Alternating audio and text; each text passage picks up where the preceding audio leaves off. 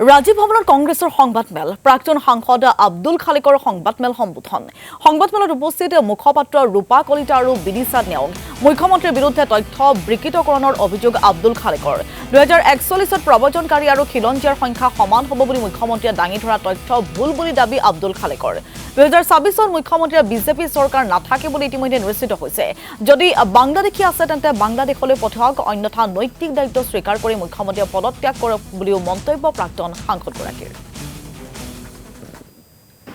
যদি তো বাংলাদেশী বুলি ভাবে কি কাৰণত তেওঁলোকক খেদালে কংগ্ৰেছ পাৰ্টিৰ বাংলাদেশীৰ প্ৰতি কোনো ধৰণৰ বিদেশীৰ প্ৰতি কোনো ধৰণৰ মৰম দয়া স্নেহ নাই আমাৰ কাৰণে এটাই কথা আমি অসম চুক্তিত বিশ্বাস কৰোঁ অসমৰ সকলো মানুহে এই কথাত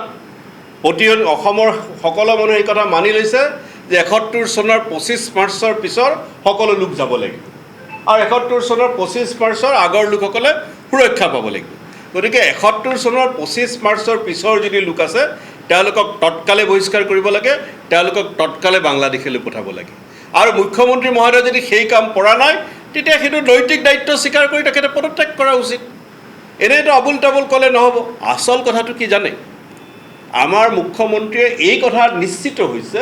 যে 2026 চনত তেখেতৰ আৰু তেখেতৰ দলৰ বিদায় নিশ্চিত আপোনালোকক মই মনত পেলাই দিছোঁ যেতিয়া ডিলিমিটেশ্যন হয় সমষ্টি পুনৰ নিৰ্ধাৰণ হয় তেতিয়া মুখ্যমন্ত্ৰীয়ে ফিতাহী মাৰি কৈছিলে যে এই সমষ্টি পুনৰ নিৰ্ধাৰণৰ জৰিয়তে তেখেতৰ পৰিভাষাত আমাৰ পৰিভাষাত নহয় দেই যে খিলঞ্জীয়া মানুহৰ ভৱিষ্যত 50 বছৰলৈ সুৰক্ষিত হ'ল এতিয়া সেই কথা ক'ত গ'ল এতিয়া মুখ্যমন্ত্ৰীয়ে বেলেগ কথা কৈ আছে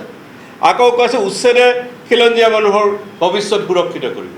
আকৌ কৈছে একচুৱেলি তো তুমি যিবোৰ কাম কৰি আছা মাননীয় মুখ্যমন্ত্ৰীয়ে যিবোৰ কাম কৰি আছে তেখেতৰ ভাষাত তাৰ মানে মুখ্যমন্ত্ৰীৰ অস্ত্ৰ কাপ নিয়া নেকি গতিকে মুখ্যমন্ত্ৰী মহোদয় এই এনালাইচিছবিলাক বাদ দি